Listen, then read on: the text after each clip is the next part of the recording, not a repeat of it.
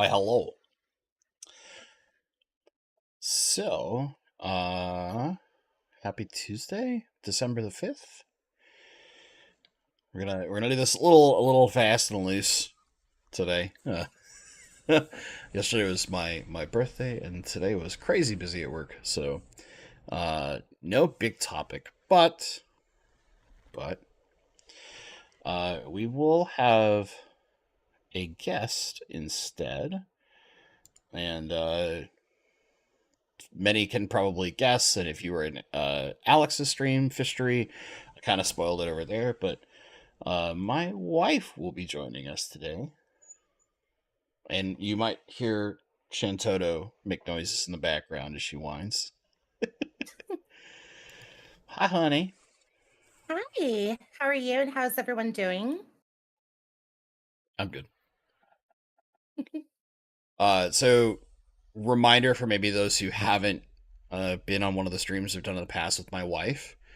My wife is what's called a VTuber. So she uses this lovely avatar here when she's doing her stream.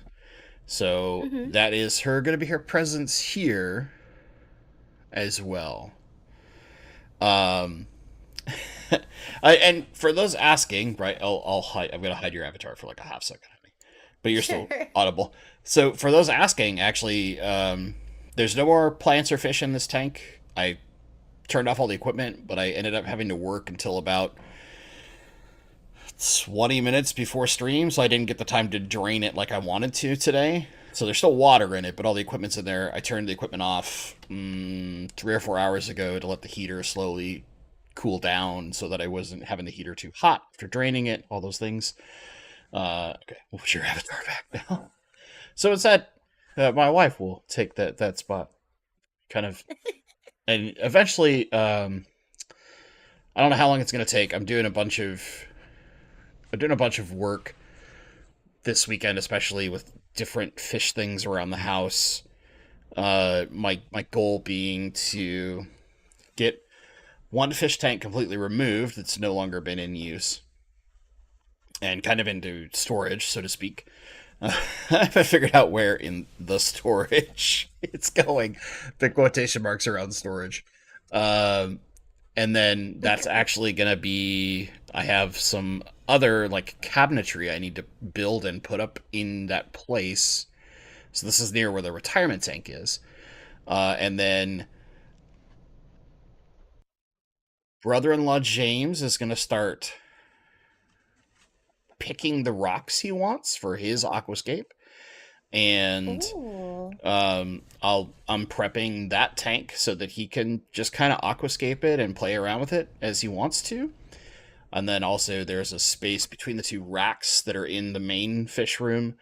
That there's a big file cabinet in the middle that used to have an acrylic that's out on top of it. The acrylic's gone, but that file cabinet's got to get removed so that something else can come in. And then once that's in, then my wife can work on a tank. Yeah, it's gonna be busy. Ooh. Now, if it stops raining or being ridiculously cold, I can also go wash a whole ton of safety Zorb out, and that's for the third tank that has to get done in that room. Oh my goodness. I'm gonna be a little busy through December as I get free time. I have like a week off after Christmas, so I got to do a bunch of fish stuff during that period of time. Oh, that's Yeah, okay. yeah. But so, other than me kind of giving folks some catch up, so yeah, the flex is going to be gone soon, soon, and then for a while there probably actually won't be a tank behind me. I haven't decided. I kind of want to get rid of this cabinet thing here, um, and then I would need to find some other like suitable stand to replace it. It's just I don't use the insides of this at all, and I'd rather find something more functional, like maybe a smaller side table that I can set the tank on top of, but then also use parts of the side table for things. So I don't know. Oh, I gotta sure. That I've got to that figure makes all that out, sense. and I also might just like completely arrange how my desk sits in this room, and who knows what will happen. But yeah, so as far as the stream is considered, we're just gonna leave this a pretty open Q&A. You can ask stuff of my wife. You can ask stuff of me. It can be fish related. It could be not fish related. We reserve the right to not answer certain questions if somebody gets too belligerent in chat. But yeah, usually you folks don't do that. So yeah, And it way. looks like we have a question Which one?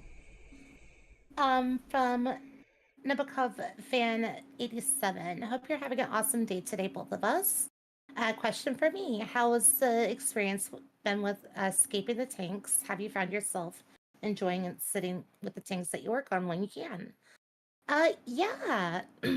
I I've really enjoyed the experience of aquascaping. It's been really, really fun. It's been really cool to incorporate like my artsy side of my brain with Bentley's hobby, and it's been really, really fun. So it's just like we both kind of work together, put our two brain cells together, and come up with some really cool stuff. Like our first aquascape that we did together, that was really, really fun. And I do go in there from time to time. Like it's in the warm rooms, so there's not really like a good place to sit in there because there's just some stuff around there. Just it's just a constantly working room, so it's just busy in there. But I'll go in there from time to time and check on it, and it's doing great. It sounds like we need to do a little bit of trimming work on it, but other than that, it's been going really well. Thank you. Yeah, so I do need to do an update on that tank at some point. I kind of want to do like once I get through the filter series, I want to do like a I guess I'd have to do like a tour is probably going to be the most effective way to give updates on a few different tanks at once and like some of the other projects. But it's grown in really really well. There's a few things that like I need to finish organizing inside that tank, which is to say I have extra plants that are sitting in pots that I just need to get out of the pots and attached to wood and rock and placed. But yeah, lots of stuff has been doing really, really well. So another question that's directly for you from Leo209, who Leo is probably the most efficient user of the Bentley Bat Phone known to man.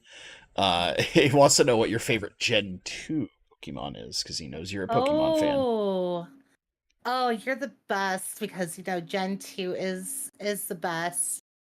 Um I would definitely have to say Ampharos. Ampharos is one of my favorites of non-legendary. All right. All right. It's an electric sheep. How can you go wrong? You touch it, An you get electric sheep. yes, an electric sheep, and it's shiny. It's That's pink. that is very Pokemon. That's the most Pokemon statement I've ever heard. An electric sheep that's shiny and pink. Yes. Well, you know. Okay, here's a question for me that's fish related. So we'll do this one. Sure. First, I guess I'll piggyback too. There's a comment from Wei that I should get a fancy UNS rimless tank with a stand for my room. Oh, sir, Ooh.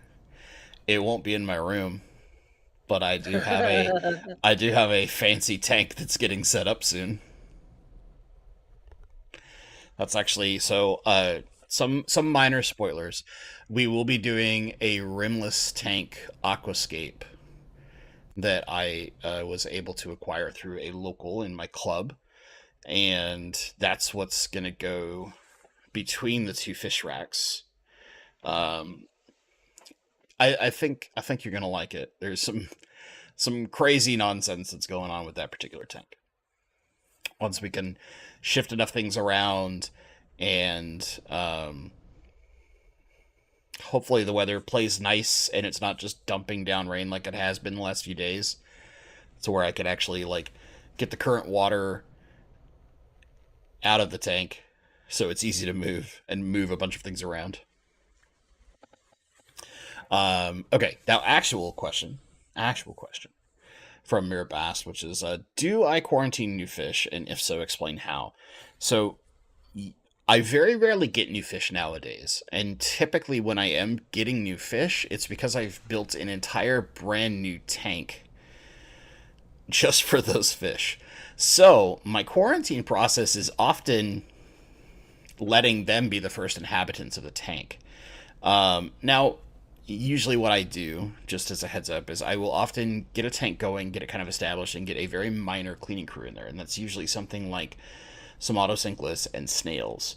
That might include a pleco from time to time. It depends on the long term goal of the tank. Like if I wanted to have a bunch of swords as an example in a tank, I would not have any plecos because plecos eat swords. But most of my tanks are like Java Ferns and Crypts, and that's not an issue. So from there, I do mostly 2 weeks plus of just monitoring the fish's health. Very rarely do I pick up fish from a source where I'm worried about disease, because usually most of those places are places like, say, Dan's Fish or local hobbyists that I know have very meticulous processes for their fish and make sure that disease is not a thing. But when I feel that I do need to do anything else, I will almost always pay at least 2 weeks of just monitoring my fish health, making sure they're eating. We're not seeing any indications of disease or stress. They have okay color after, of course, being moved from tanks to tanks, right? When they've settled in where they are. And then from there, if I need to medicate, I will adjust medication, but I prefer, whenever possible, to minimize the amount of medication. So, very frequently, if I'm starting to see stress signs that isn't an obvious bacterial issue or obvious parasite issue, I'll do a very small dose of reef salt. And the reason why I use reef salt as opposed to more standard table salt is reef salt typically has a little higher mineral content. And I actually want to get that little bit of extra mineral content in the water, and I typically do about a tablespoon per 20 gallons. It's a really, really low dose. Um, and I just let that sit in there for about a week and keep monitoring. And then if I don't see improvements, I just kind of let it go a little bit longer. I might do several water changes, right? And then kind of resalt after those water changes. The big thing is to make sure that I'm not bombarding the fish's immune systems with too much medication. That's something that can happen, and that can actually stress them out even more. But places like Dan's Fish, the Aquarium Co-op, they have their, and there's many other businesses that do similar. So like Redfish Bluefish as an example, Jason, who I work with my guppies, he has his own process too, and each of them has what works best for them. And I kind of rely a lot on places I know that have really good quarantine protocols so that I don't have to stress as much. Now, that being said, if I were more actively acquiring fish than I am right now, where I'm kind of just in like a maintenance mode, I would be always having a quarantine tank available, um, or at least have one that I can easily set up within a few days. And then from there, quarantine would be bare minimum 2 weeks, preferably a month before they move into their permanent homes. It all depends on what I'm seeing and where they're coming from. But yes, I think quarantine is very smart to do. I have made several mistakes in the past where I did not quarantine fish, and it absolutely bit me in the ass. So, yeah, I've learned from my failures. We'll put it that way. I hope that helps. Okay, so that's that long-winded question answering for me.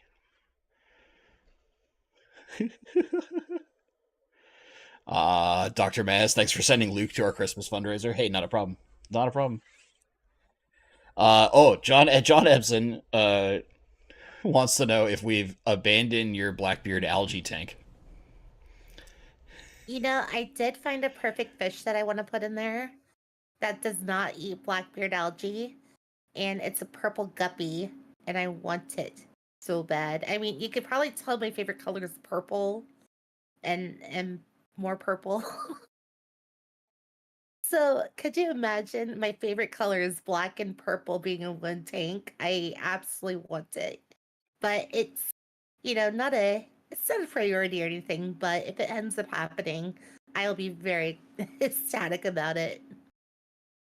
Yeah, so we're not giving up on that, but in the case of the next tank that she's going to work on, I won't allow that tank to be a Blackbeard algae tank. It's Aw, it's really too nice of an aquarium to allow that to happen. I totally understand. Like I'm just hoping for like a 40-gallon breeder or something like that. You know, nothing too crazy big or anything. Yeah, and I think that's more than doable, right? Like we have some plans. We have a bunch of um my primary Blackbeard algae farm is actually has been the flex for like the secret project, but I know how to make Blackbeard algae just happen, so when I need to start prepping for it, I'll have a sacrifice tank and start making Blackbeard algae occur. Even if Oh, I Foreman, that was so nice of you. so Kelly also celebrated her womb liberation day yesterday. We have the same birthday.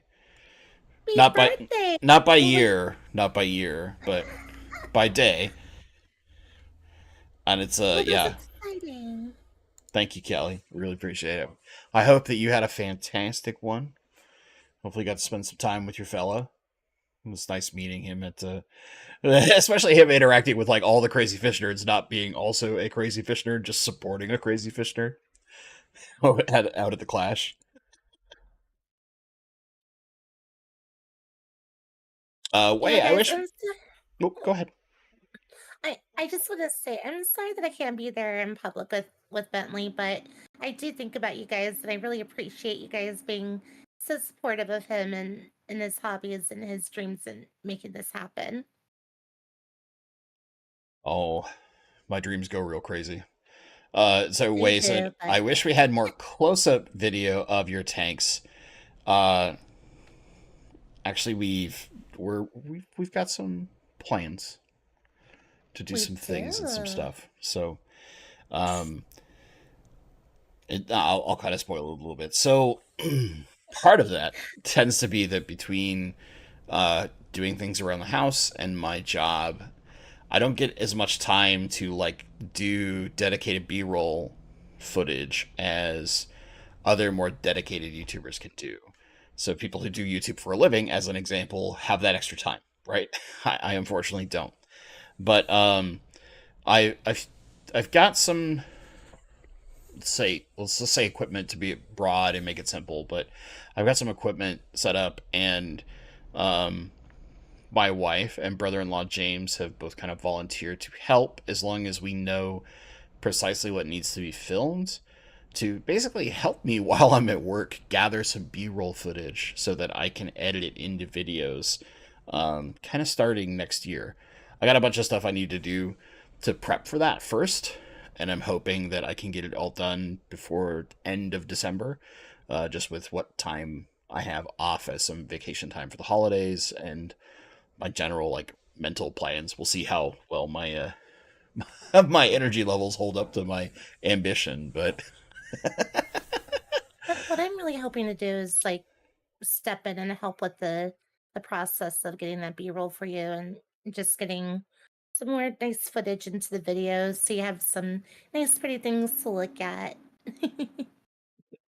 so yeah. Well, we're gonna try to. It's basically, I guess you would say, crowdsource inside the house the film work, and then that'll help me edit stuff together. I've been doing some other stuff in my editing the last couple videos, and you'll probably see more of it soon-ish. I don't want to like say you'll see more because some of the videos are pretty straightforward, right? When we're talking about filter types, yeah, there's only so much like crazy nonsensical things I can do in my edits, but I'm trying to do more to make the things a little more interesting because I know a lot of it's very face on, but we'll see. We'll see. Adam's Electric Universe. The corner unit behind you, large enough surface area to adequately hold that tank, would allow it to face more toward the camera, make it really super backdrop. Yeah, so I mean the biggest thing is like I set this up 6 years ago, yeah, 6 years, more than 6 years ago, actually. And it was basically designed for like when I'm sitting here at my computer. This is before I even really committed to doing a lot of YouTube stuff, so that I could just turn and look at it the way that I wanted to see it. And then after it was full of water, it was kind of one of those things where it's like, well, I can't really move it now; it weighs too much. So, it was set up for me before I even was really actively doing YouTube, and definitely well before I was ever doing streaming regularly. So, if's not the right word, when I do a different tank here in my streaming setup, I'll be moving a bunch of things around to basically make it so that the tank is more visible behind me. Um, and depending on like the size of tank or how I decide to do that setup, um, it'll be more prevalent. We'll put it that way.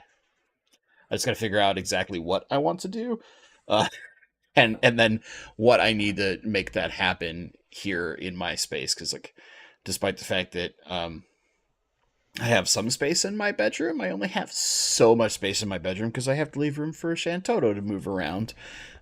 Even though she's like right between my legs right now, sleeping on top of my feet. Aw. But yeah. That's there's lots of plans. It's just I kind of have to pick and choose my battles as far as what I want to get done in order, and I really want to get the couple of next Aquascape tanks that brother-in-law James and my wife are doing going. Those are kind of my primary projects as far as fish stuff is concerned, and then I've got some tanks I have to finish tearing down and getting them moved into, again, storage in big quotation marks because it's mostly in my garage temporarily or on my front porch.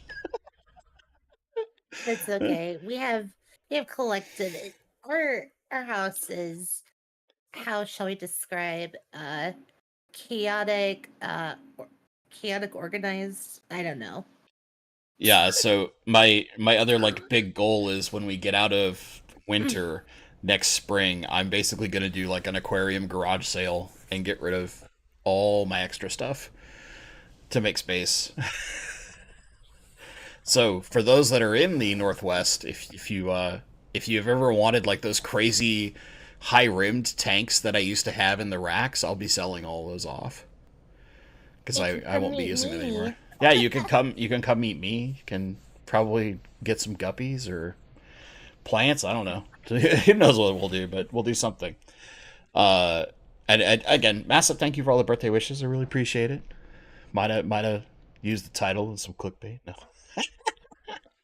Oh, yesterday was a great day of doing not very much and just kind of enjoying it outside of my work.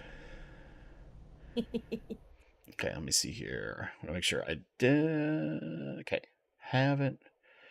So Luis wants to know if pygmy cories would be safe with black skirt tetras. In general, yes. Um, because the pygmies are relatively fast, and unlike Habrosus, they don't tend to midwater swim.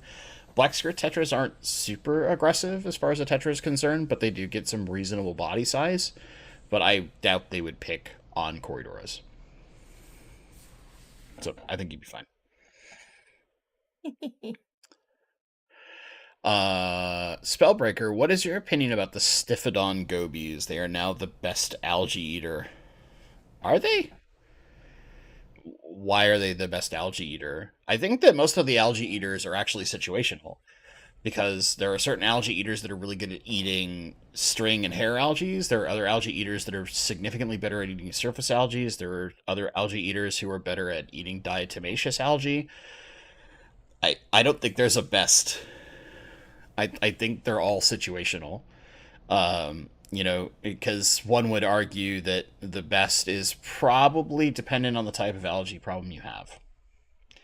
Now, if you have a particular problem that is really good for Stiphodon gobies, then sure, they're the best algae eater for you. But I don't know that they're necessarily just the best at every algae known to man, because I'm sure you're going to find algae that they don't touch that other algae eaters will.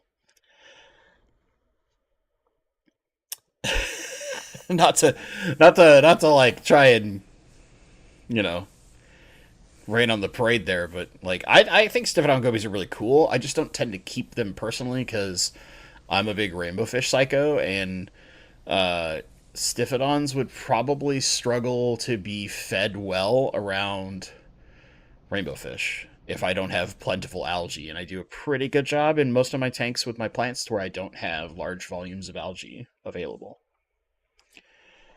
But then again, I get outbreaks just like anybody does. No one's perfect. Oink Master Supreme Oinky. I met her at Keystone Clash. She's phenomenal. Uh, so I can't thank you enough for the mention in text of a case about Mycobacterium. So she's the one. If you remember, honey, when I came back, she had caught the like basically the human transferable equivalent, but she got it without fish tanks of the what we call fish TB. That's like the scariest disease for rainbow fish. Oh, no. It's a particular bacterium infection. She'd actually got it before she was keeping fish. So it was this cool conversation we got to have during my talk, talking about how if you are dealing with mycobacterium and you have any kind of wound on your hand or arms, like do not put your arm in the damn tank, or at least like wear really well-fitting gloves. I think if Johnny from Dan's Fish is in chat, he can attest. They have these like shoulder, basically tall gloves that they use for anybody that needs to wear protection when working in a tank. So they have these gloves that cover their entire arm, just to make sure that Oh my you don't have any gosh. risks. It's really really low, like but because of some immune compromised stuff for Oinky in particular, it just happened that she ended up catching it. Where like average person, the likelihood of it happening is, in the very, very low, it's like, 1 in a million kind of case, but you never know. That's the important thing. But yeah. Well, I hope you have a speedy recovery. Like, Oh, I she's oh my god. recovered. Well, Oh, good. Okay. I guess, Well, she had to have a bunch of surgeries, and some of those surgeries left some scars, but oh, she's effectively recovered. I think you're past all the scary parts. Kelly, you are not way older than me. Come on. well, Not Oinky, my heart goes out to you. I'm so sorry that happened. saw I'm way behind in chat. Kelly's like, I'm way older than you. Not in spirit, Kelly. Not in spirit. We're both basically just like dumb teenagers at heart. It's okay. It's okay. You're far smarter than me. That's more important. Geek boy, learn from your failures. That's just crazy talk. Okay, hold on. Honey, I'm gonna need your input on this one. From Legion Sure, what's Aquatics. up? Here's a fun hypothetical question. If I gave you $100,000 and you had to spend it all on fish, what would you do? A really big tank, Ooh. open a store, a big pond, a giant fish room. So I want to know if we did have $100,000 budget before I give my answer. I want to know what you think I would answer. Well, wait, what I think you would answer? Yes, Okay. or if Not open a or fish what you store. or what you would want. I'll do both. So I'll start with you. So if I were you, Mm-hmm. I would, if both of us would not open a fish store, let's just be honest.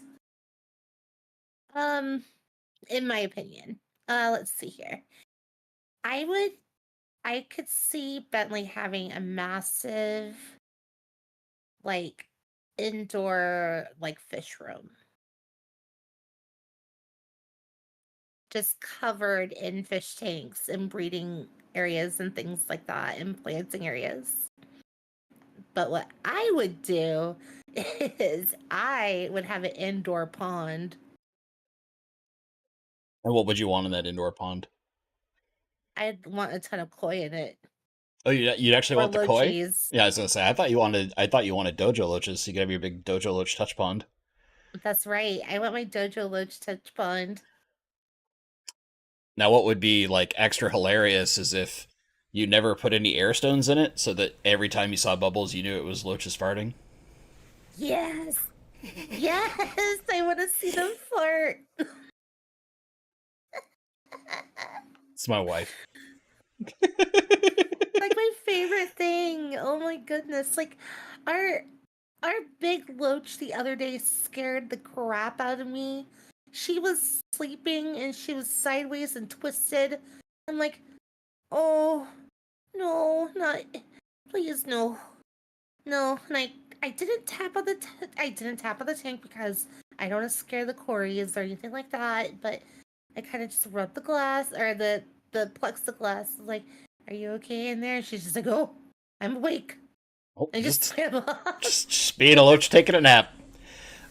So in my case, the type of like outdoor pond I would want would probably cost more than $100,000. I'm sad to say, because I'm a psycho and I don't do anything small. Extender.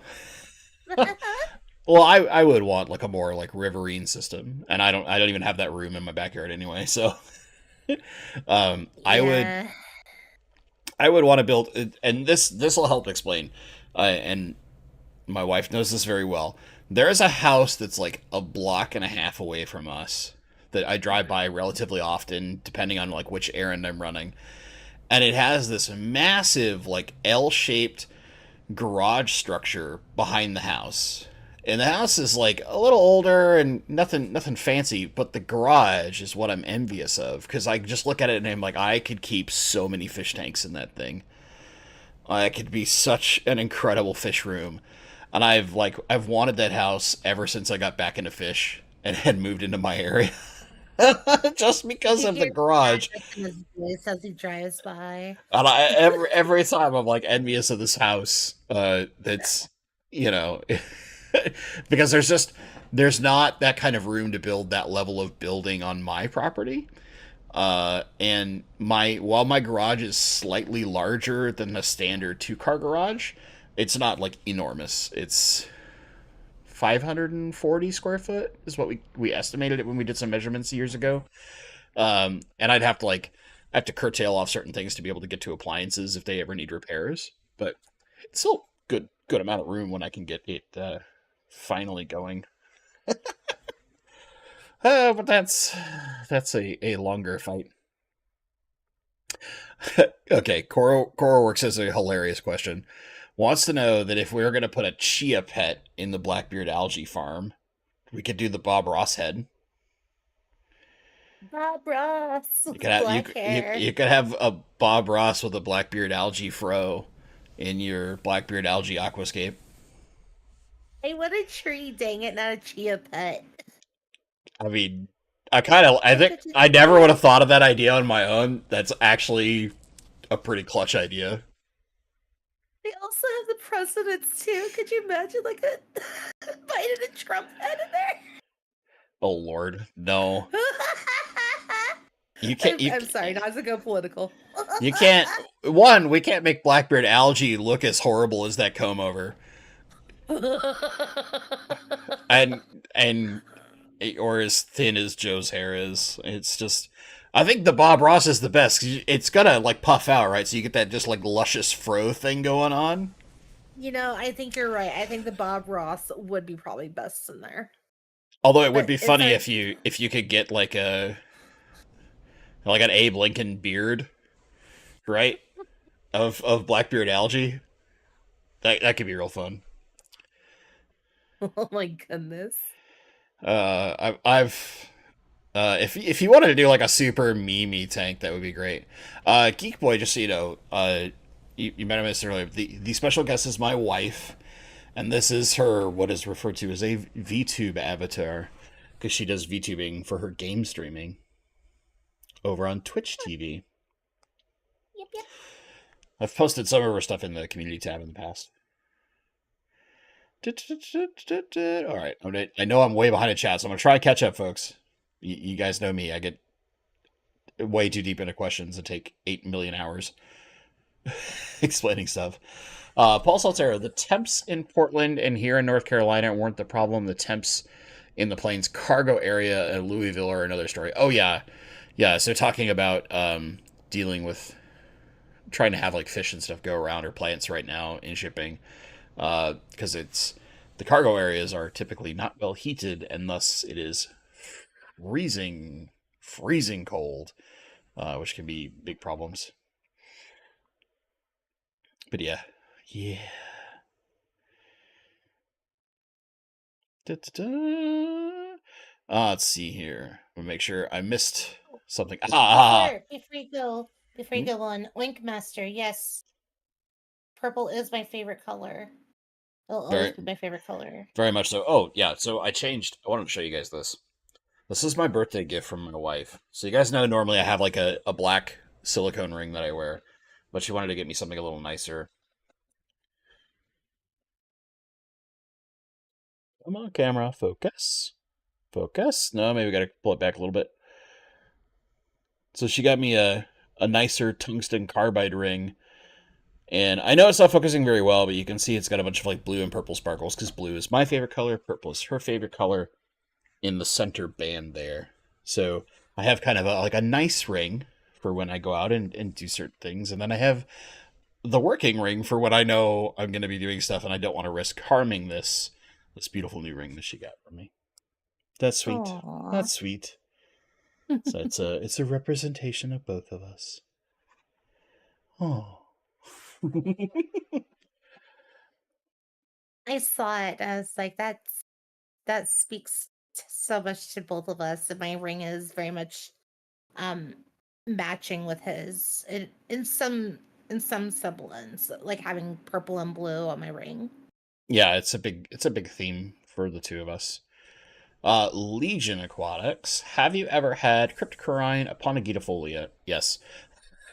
I finally found some here in Canada, but it's like, uh, right. So it looks like Aponegeton bovinianus, but it's a crypt and not an Aponegeton. I actually have some hidden away in the 75-gallon long that used to be regularly in the background. It's like my Java Fern farm.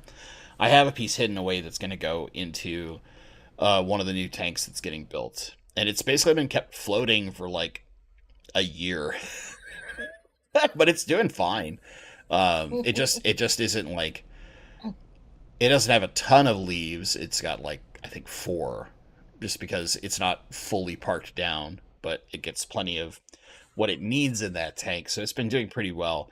It's a cool species. I like it. It's just like you've experienced. It's hard to find sometimes, and it just happened to come up at someone brought in like three of them to not the most recent auction, but the auction previous, the one that's in May, for our club, and I bought one of the three because I really wanted to keep it as a plant, just because it is kind of unique and interesting for a crypt that looks like an Aponegeton, hence the name, right? It's very cool plant. I want to make lots of it because it's very pretty.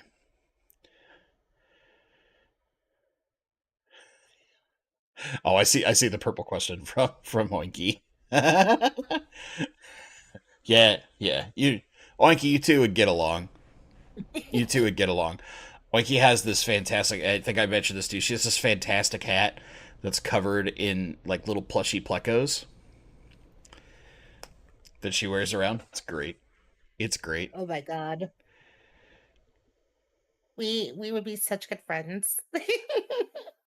I I love we have giant zebra plucko. Oh, have you told them the zebra plucko story? The plushy one? Oh yeah. Oh, I talked about it back when I came back from Fishtoberfest with them, but yeah, I brought home two of the like the huge uh plushy zebra plecos, one for her and one for me, to make sure that we always had a zebra around until I can eventually get to the point where I keep them for real again.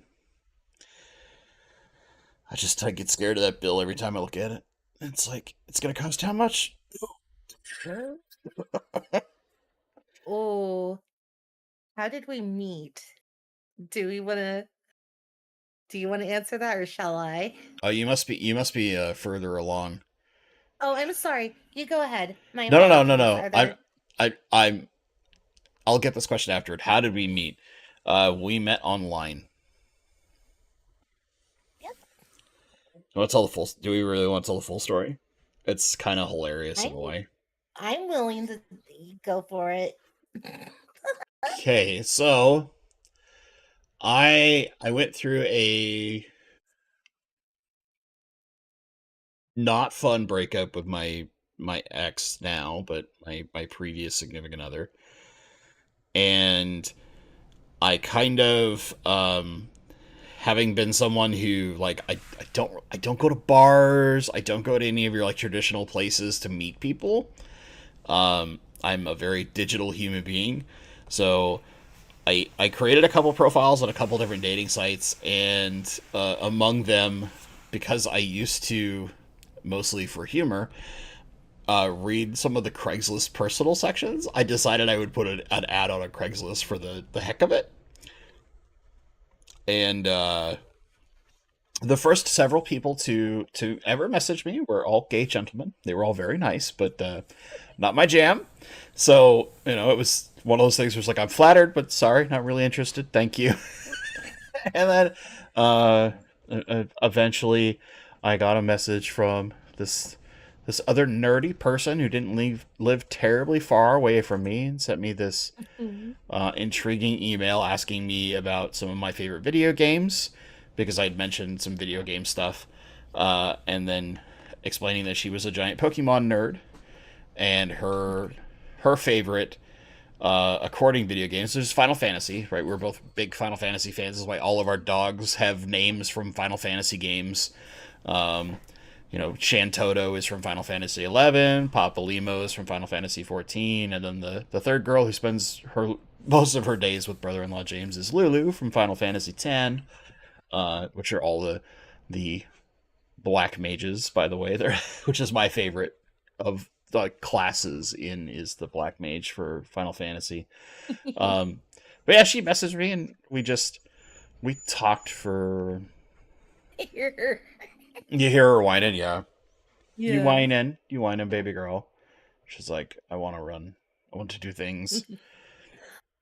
Um, we talked for what? I mean, we mostly talked via a lot of emails at first, and then we traded phone numbers and started talking in text. Oh my goodness, puppy!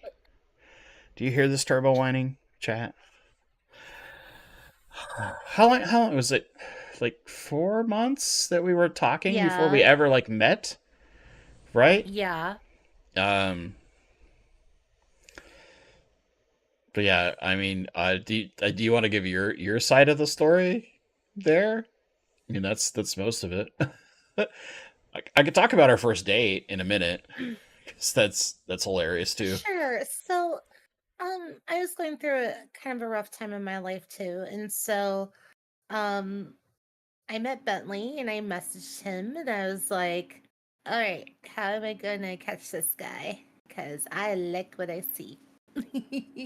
So, um, I preference I preference the email, or I gave the email a headline, and I was like, "Final Fantasy 6 is my favorite game." I mean 3.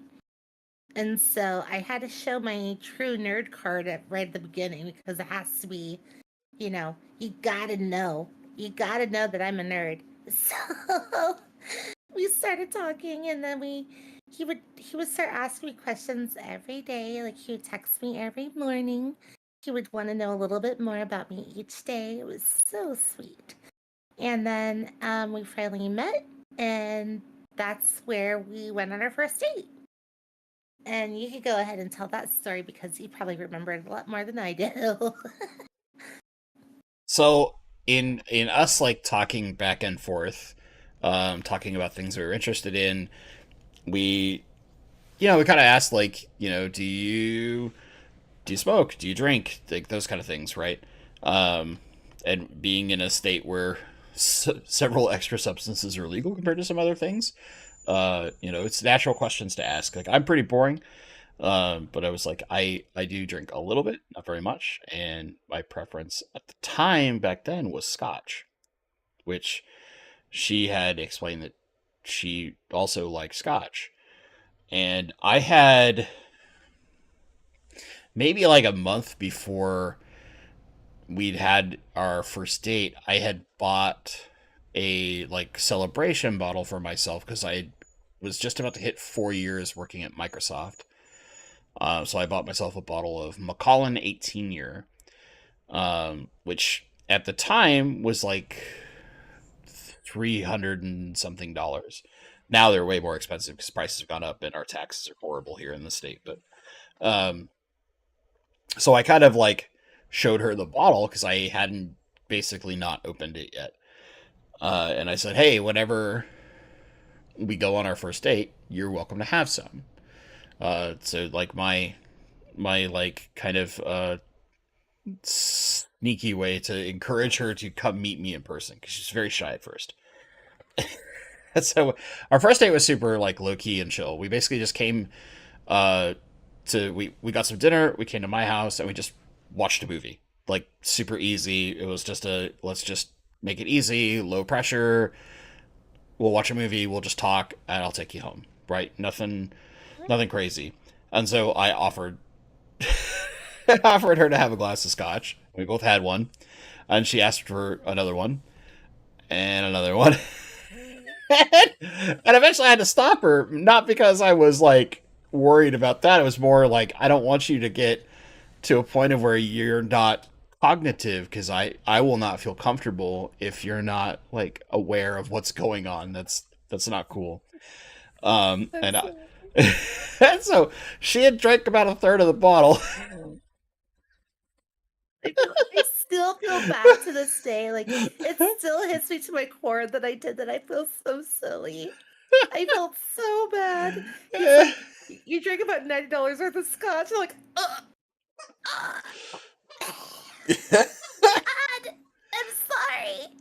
So anyway, we talked for a little bit. I had her have some water, got her to gave her time to sober up a little bit, and then took her home, and that was our first date. And our second date, um, we went to. This is so dumb. Uh, we got some teriyaki at this local place that to this day is like our favorite teriyaki place near the house, and we were gonna go because it was tail end of September.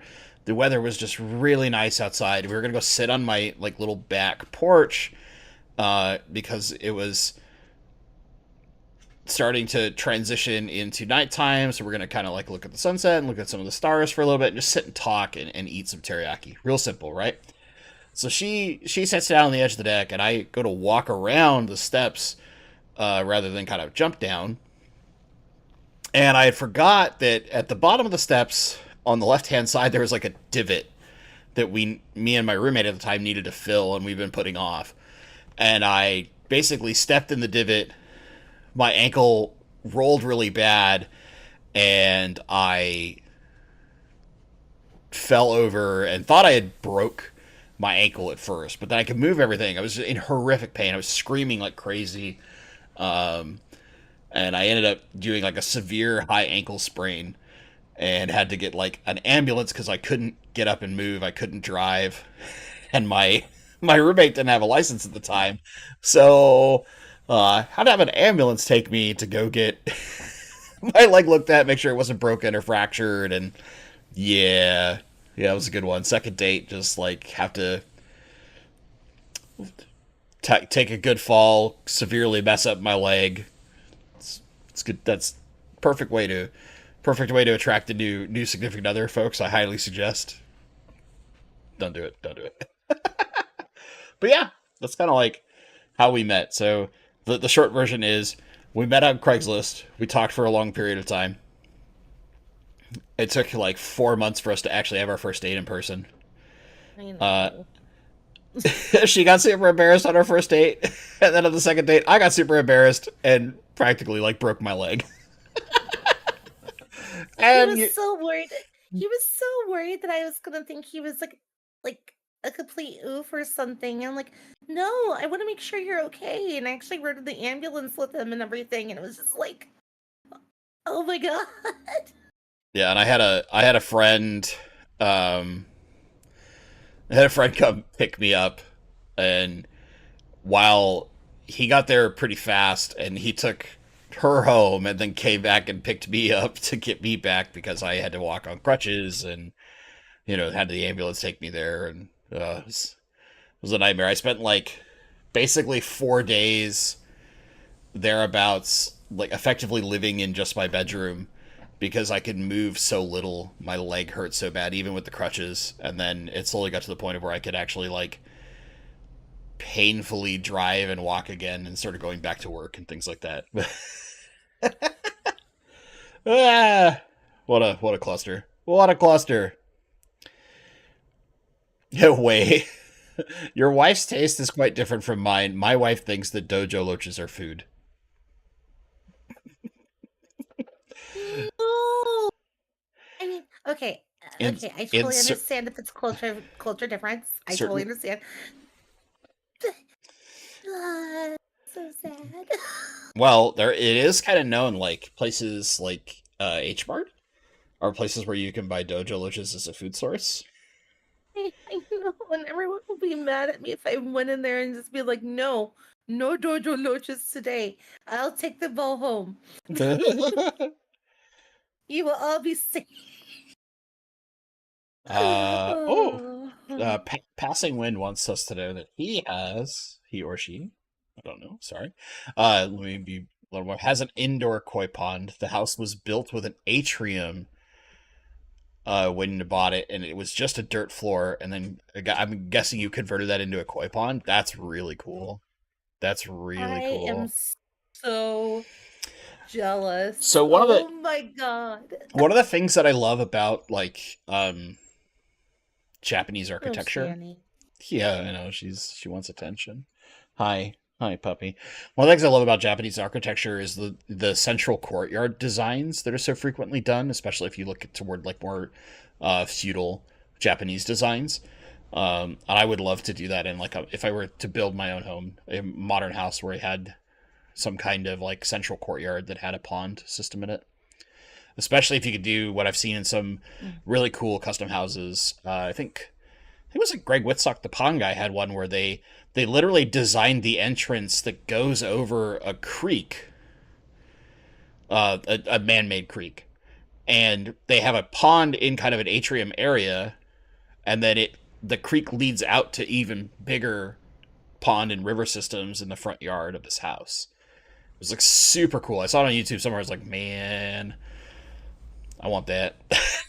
I want something like that in my life. Right? This is so cool.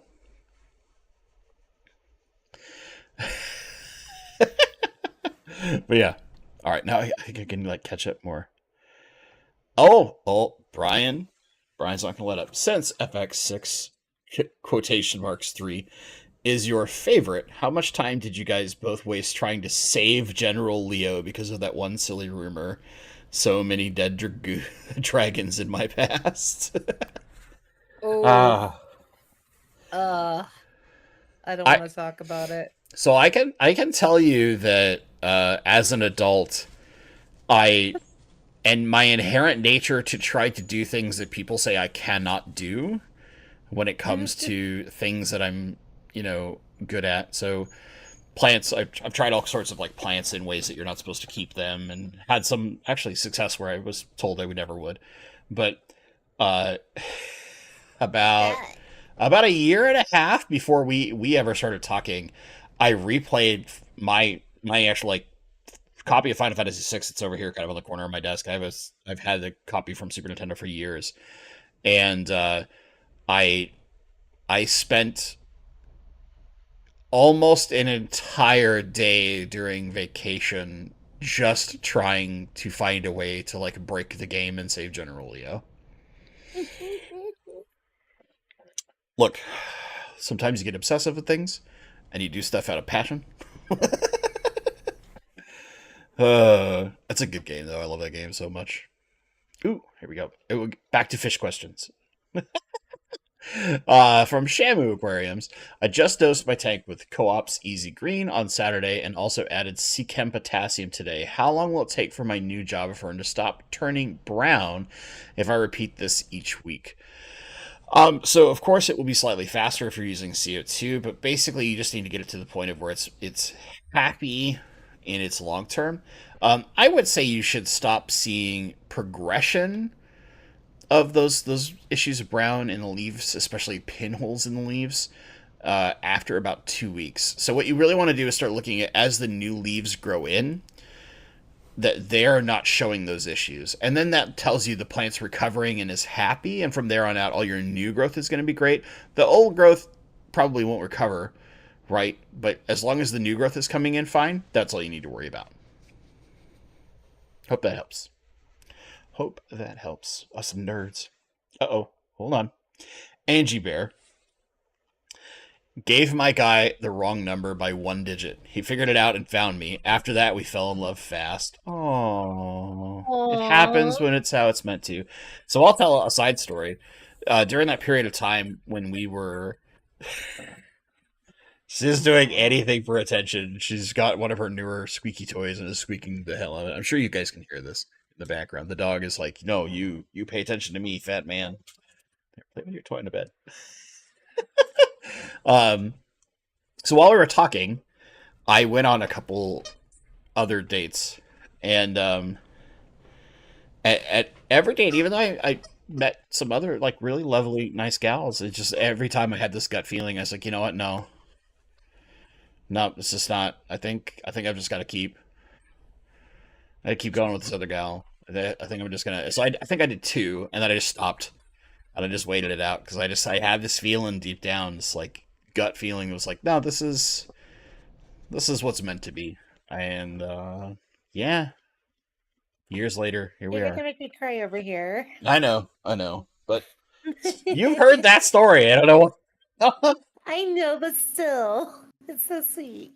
sometimes, sometimes there are things in your life you just know.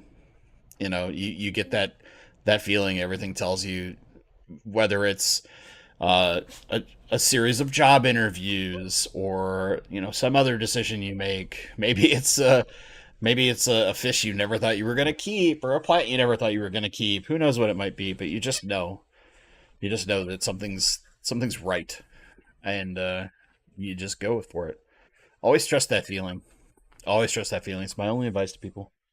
Trust your gut, puppy. Yeah, yeah.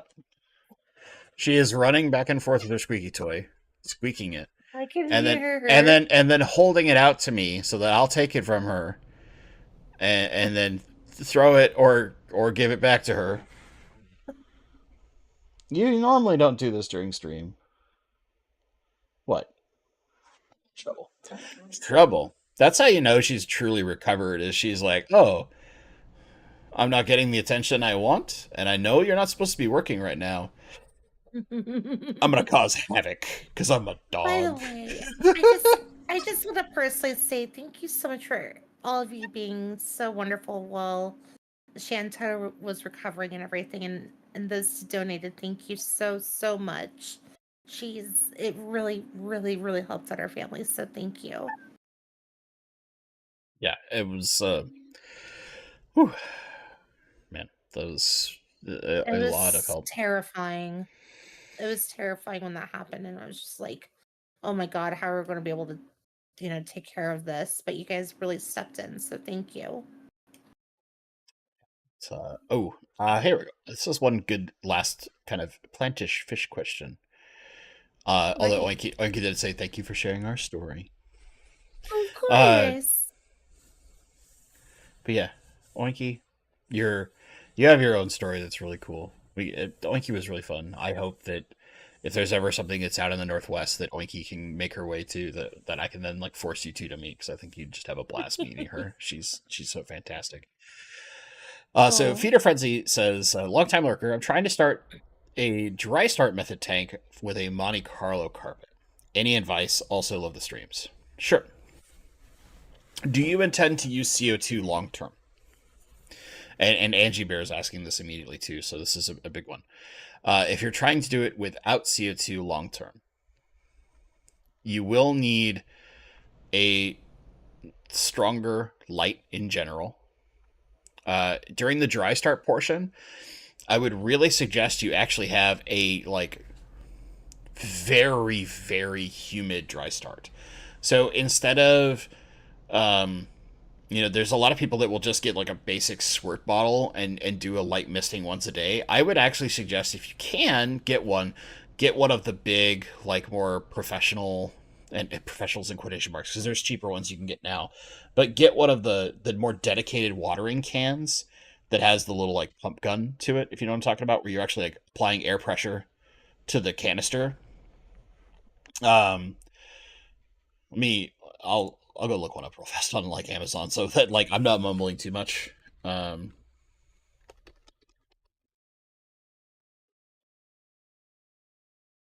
do do do.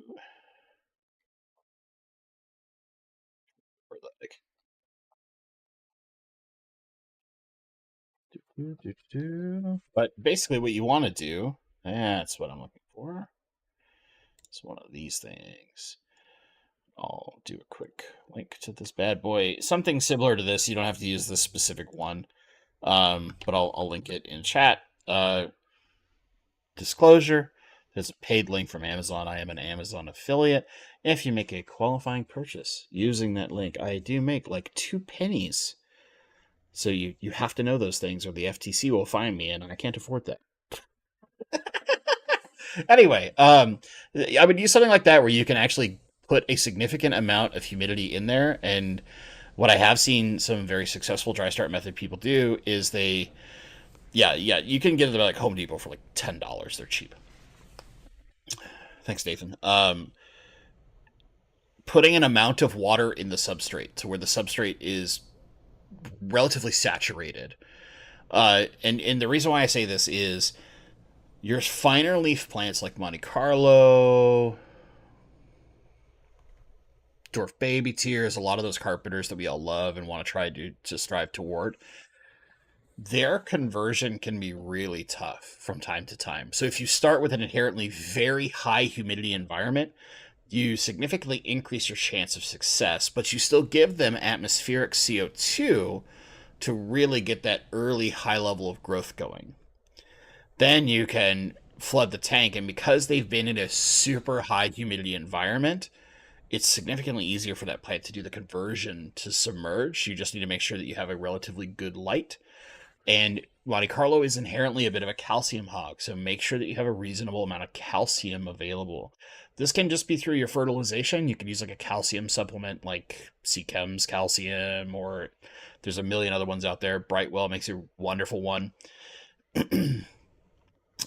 If you don't plan on having CO2 long term, which you've kind of mentioned, that the big thing is basically making sure that not too much, you're not putting too much reliance on just the plants like magically working, because they do need a reasonable amount of light, and they will need good fertilization. CO2 makes it a lot easier to get that dense carpet, but as long as you're getting enough light but not too much, there's a fine balance, because you're not using CO2 to prevent algae from happening. That's what you want to focus on. So the big thing is like how big your tank is going to be, using the appropriate light, and I would use a light that you can adjust, because if you find out you're pushing too much light and you're getting lots of algae, you just want to be able to dial that light down a little bit. Not necessarily take the photo period off, but take the intensity down a touch, and you'll find that equilibrium eventually as your tank settles in. But that would be my big set of advice to you for trying to make that work. All right. Cool. Make sure I haven't missed any other questions. We're kind of at time, so if I got a fast one. Joshua Contreras, is it okay for me to let my Java fern float around to keep them growing? Yes. Yep. You can let them float. They don't want to be in high flow, but if you've got something that's like low airflow, like sponges or something like that, you're fine to let them float. I have a bunch that float in aquariums all the time. They're fine. They'll handle it. And as the rhizome that's in there grows out, they'll gain some inherent weight, and they'll kind of self anchor over time. Now, little babies will float around a lot and might get caught in your filter, so take some precautions, like maybe a pre-filter sponge or something like that, to help prevent them from getting jammed up into the filter if you've got a lot of like smaller baby plants. But otherwise, you're fine to let them float and grow out a little bit. Don't stress about it. They're an epiphyte. They're meant to do that stuff. Okay. Anything you'd like to say at the tail end here, dear?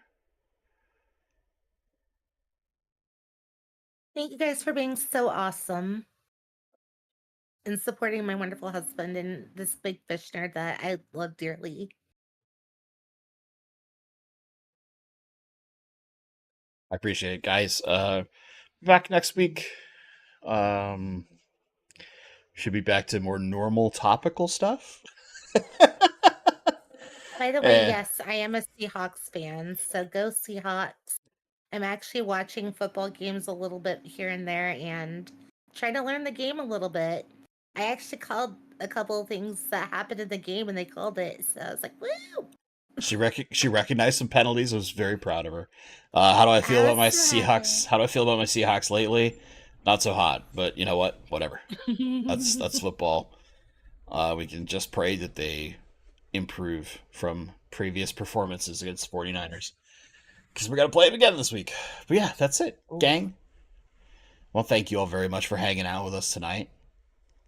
Thank you, Kelly, for the super chat. Thank you, everybody, for the many birthday wishes. And I hope you had a fun time hanging out with my wife. Because, you know, she's a hoot and I love her. Eh? Aw. All right, gang. Hope you all have a fantastic rest of your week. Thank you so much for watching. And as always, stay awesome. Bye bye.